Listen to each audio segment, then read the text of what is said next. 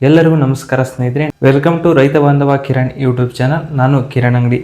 ವೀಕ್ಷಕರೇ, ನಾನಿವತ್ತು ಈ ಒಂದು ವಿಡಿಯೋದಲ್ಲಿ ನಮ್ಮ ರೈತ ಬಾಂಧವರು ತಮ್ಮ ಅಡಿಕೆ ಗಿಡಗಳಿಗೆ ಏಕೆ ಸುಣ್ಣವನ್ನು ಹೊಡಿಬೇಕು ಅನ್ನೋದನ್ನು, ಹಾಗೆ ಇದು ಎಷ್ಟು ಉಪಕಾರಿ, ಗಿಡಗಳಿಗೆ ಸುಣ್ಣವನ್ನು ಹೊಡಿಲಿಲ್ಲ ಅಂದರೆ ಏನಾಗುತ್ತೆ, ಹಾಗೆ ಯಾವ ವಿಧಾನದಲ್ಲಿ ಸುಣ್ಣವನ್ನು ಹೊಡಿಬೇಕು ಅನ್ನೋದನ್ನು ಕಂಪ್ಲೀಟಾಗಿ ಈ ಒಂದು ವಿಡಿಯೋದಲ್ಲಿ ತಿಳಿಸಿದ್ದೀನಿ.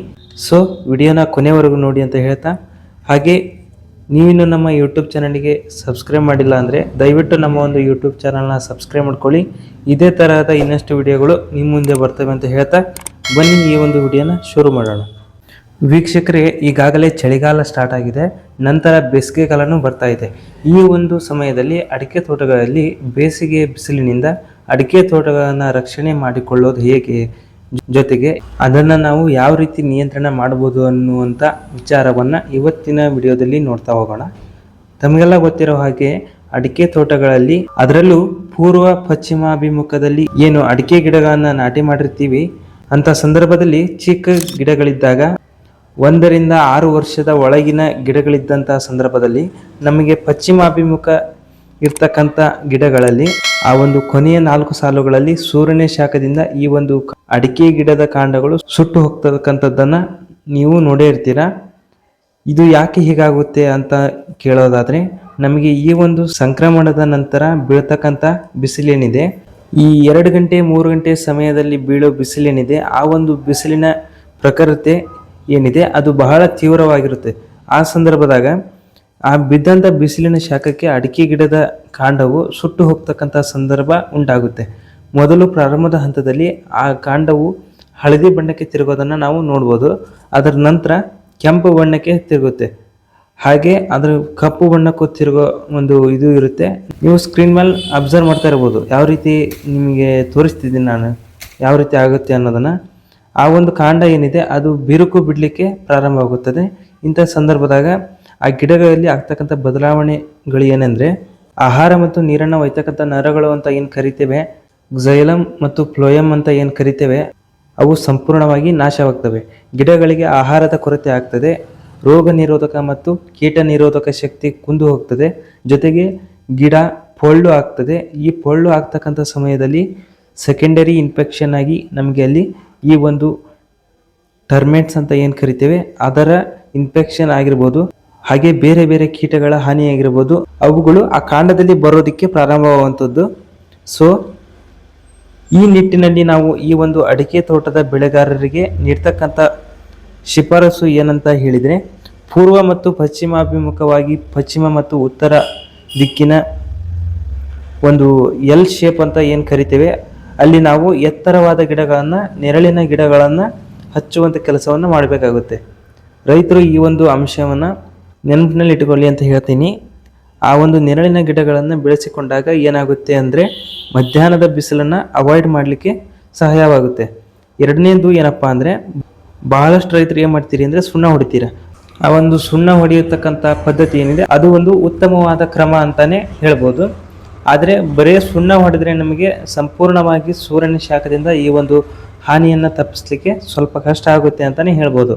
ಆದರೆ 50% ನಮಗೆ ಸೂರ್ಯನ ಶಾಖವನ್ನು ತಪ್ಪಿಸಲಿಕ್ಕೆ ಅನುಕೂಲವಾಗುತ್ತೆ. ಅದೇ ಸಮಯದಲ್ಲಿ ನಮ್ಮ ರೈತ ಬಾಂಧವರಿಗೆ ಕಿವಿ ಮಾತು ಹೇಳೋದೇನೆಂದರೆ, ಸುಣ್ಣ ಹೊಡಿತಕ್ಕಂಥ ಸಂದರ್ಭದಲ್ಲಿ ಅದಕ್ಕೆ ಸ್ವಲ್ಪ ಅಂಟ್ಲಿಕ್ಕೆ ತಾವು ಸ್ವಲ್ಪ ಮೈದಾ ಹಿಟ್ಟಾಗಿರ್ಬೋದು, ಬೆಲ್ಲ ಆಗಿರ್ಬೋದು, ಹೀಗೆ ಆ ಒಂದು ಸುಣ್ಣದ ಜೊತೆಗೆ ಬೆಲ್ಲ ಮತ್ತು ಮೈದಾ ಹಿಟ್ಟನ್ನು ಸುಣ್ಣದ ಜೊತೆಗೆ ಸೇರಿಸಿ ನೀವು ಹಚ್ಚಿದ್ರಪ್ಪ ಅಂದರೆ, ನೀವೇನಾದರೂ ಈಗ ಜಟ್ ಹಚ್ಚಿದರೆ ನೀರು ಬಂದರೂ ಸಹ ನೀರು ಅದ್ರ ಮೇಲೆ ಬಿದ್ದರೂ ನೀರಿನ ಜೊತೆಗೆ ಆ ಸುಣ್ಣ ಹೋಗೋದಿಲ್ಲ.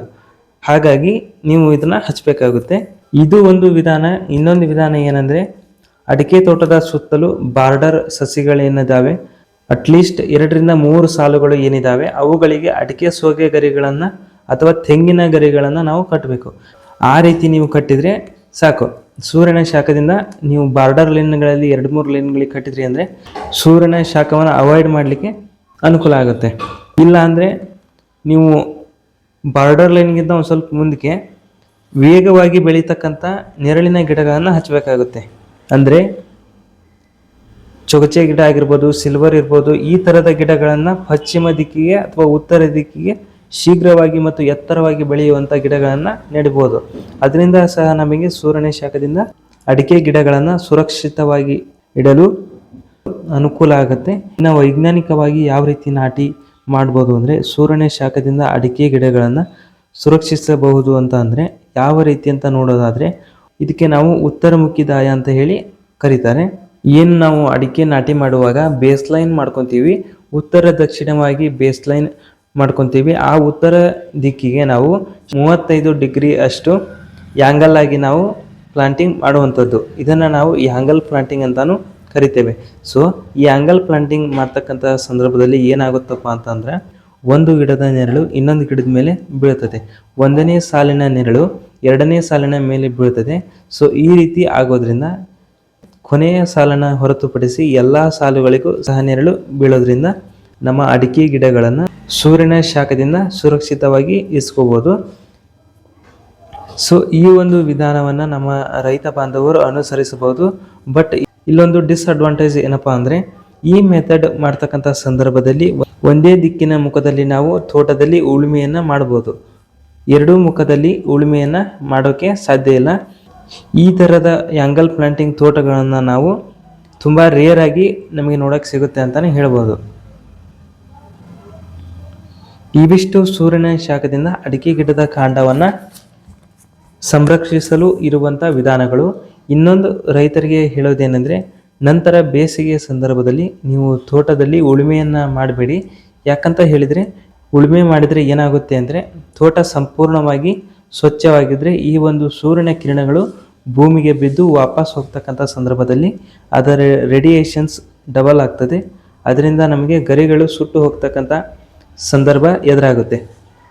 ಜೊತೆಗೆ ರಸ ಹೀರುವ ಕೀಟಗಳ ಬಾಧೆಯೂ ಕೂಡ ಜಾಸ್ತಿ ಆಗುತ್ತೆ, ಹರಳು ಉದುರುವ ಸಮಸ್ಯೆನೂ ಕೂಡ ಜಾಸ್ತಿ ಆಗುತ್ತೆ. ಸೊ ನಮ್ಮ ತೋಟಗಳನ್ನು ಹುಲ್ಲು ಇರುವಂತೆ ನಾವು ನೋಡ್ಕೋಬೇಕು. ವಿಡಿಯೋ ನೋಡಿದ್ರಲ್ವಾ, ಹಾಗಾದರೆ ಈ ಮಾಹಿತಿ ನಿಮಗೆ ಇಷ್ಟ ಆದರೆ ಲೈಕ್ ಮಾಡಿ. ಹಾಗೆ ಇಂತಹ ಇನ್ನಷ್ಟು ಇನ್ಫಾರ್ಮೇಟಿವ್ ವಿಡಿಯೋಗಳು ನಿಮಗೆ ಬೇಕು ಅಂದರೆ ತಪ್ಪದೇ ನಮ್ಮ ಒಂದು ರೈತ ಬಾಂಧವ ಕಿರಣ್ ಯೂಟ್ಯೂಬ್ ಚಾನಲ್ನ ಸಬ್ಸ್ಕ್ರೈಬ್ ಮಾಡ್ಕೊಳ್ಳಿ. ಇದೇ ತರಹದ ಇನ್ನಷ್ಟು ವಿಡಿಯೋಗಳನ್ನು ಮುಂದಿನ ದಿನಗಳಲ್ಲಿ ಮಾಡಲಿಕ್ಕೆ ಸಹಾಯ ಆಗುತ್ತೆ ಅಂತ ಹೇಳ್ತಾ ಧನ್ಯವಾದಗಳು ಸ್ನೇಹಿತರೆ, ಇಲ್ಲಿವರೆಗೂ ವಿಡಿಯೋ ನೋಡಿದ್ದಕ್ಕಾಗಿ.